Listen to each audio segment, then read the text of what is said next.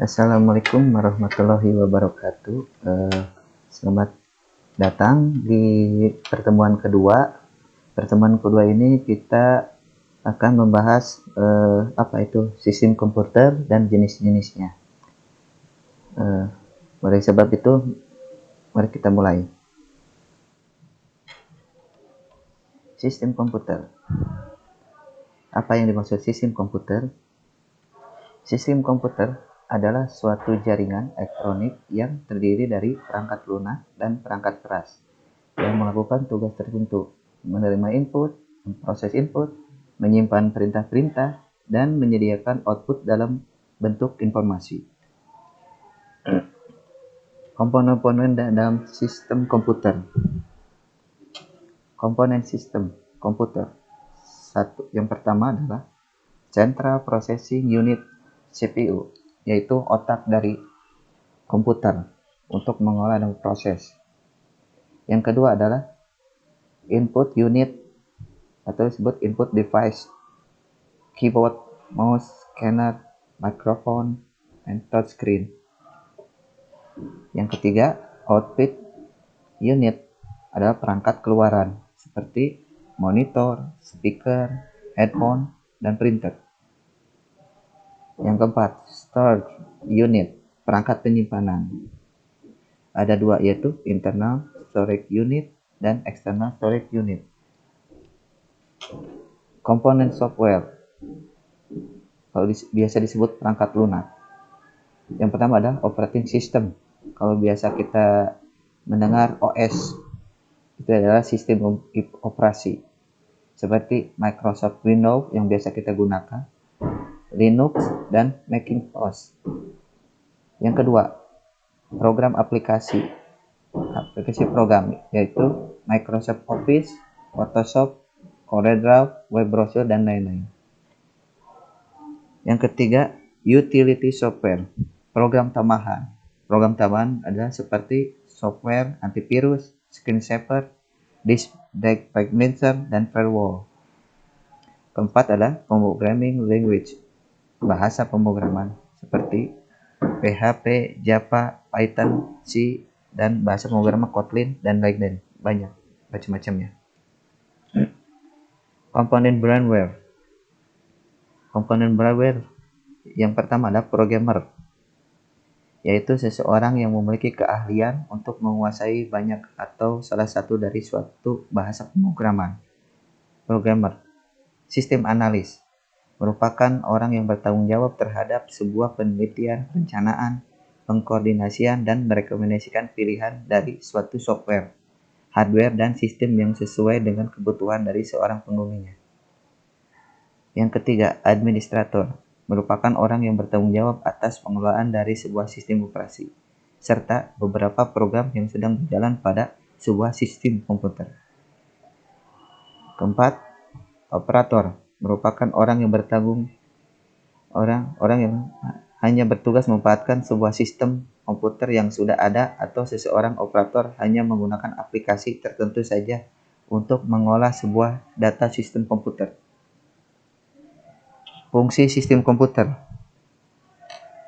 Yang pertama, menginput sebuah data. Menginput data merupakan salah satu fungsi dari sistem komputer, yaitu menginput data yang sudah ada ke dalam sebuah komputer. Sistem komputer bertugas untuk menginput segala macam jenis data yang telah dimasukkan oleh seorang pengguna melalui sebuah perangkat hardware. Seperti contohnya mouse, keyboard, microphone, dan lain sebagainya.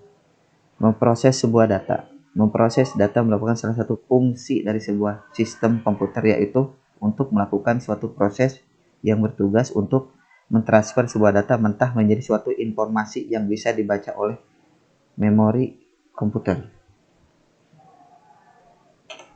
Ketiga, memproses sebuah data. Memproses data merupakan salah satu fungsi dari sebuah sistem komputer, yaitu untuk melakukan suatu proses yang bertugas untuk mentransfer sebuah data mentah menjadi suatu informasi yang bisa dibaca oleh memori komputer.